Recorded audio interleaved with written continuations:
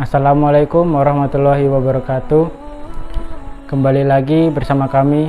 Kami di sini akan melanjutkan cerita tentang kematian wanita yang disambut oleh ribuan para malaikat. Di hadapan Rasulullah, ia memperkenalkan diri. Wahai Rasulullah, aku datang ke sini untuk menggantikan ayahku yang telah gugur. Rasul memeluk anak itu. Pagi-pagi, seorang utusan pergi ke rumah Nusaibah. Wanita tabah itu menunggu berita. Apakah anakku gugur? Tanya Nusaibah. Iya betul, jawab utusan tersebut. Inna lillahi wa inna ilaihi rajiun. Siapa lagi yang akan aku berangkatkan? Saat anakku masih kecil. Saat yang berada di samping Nusaibah lalu berkata, jangan remehkan aku ibu. Aku seorang putra pemberani, akan pergi ke medan perang. Apakah kau berani nak? Tanya Nusaibah. Saat itu sudah naik kuda mengangguk. Lalu Saat pun pergi ke medan perang bersama utusan tersebut. Di medan perang Saat menempatkan banyak musuhnya. Tiba waktunya Saat terkena anak panah, lalu tubuhnya tersungkur mencium tanah. Allahu Akbar, Allahu Akbar, Allahu Akbar. Setelah Nusaibah tahu kabar anaknya meninggal, tiba saatnya Nusaibah pergi ke medan perang.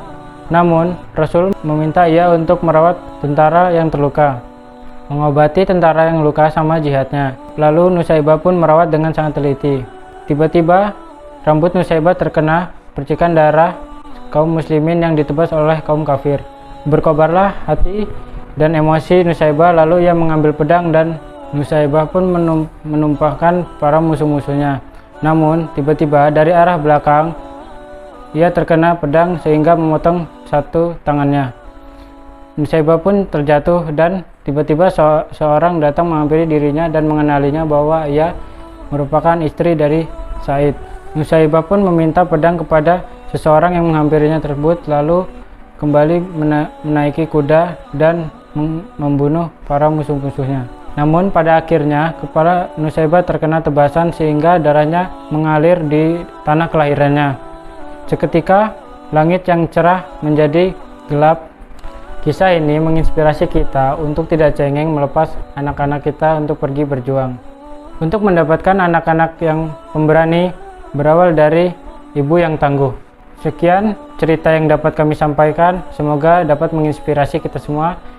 Saya akhiri, wabillahi taufiq wal hidayah. Wassalamualaikum warahmatullahi wabarakatuh.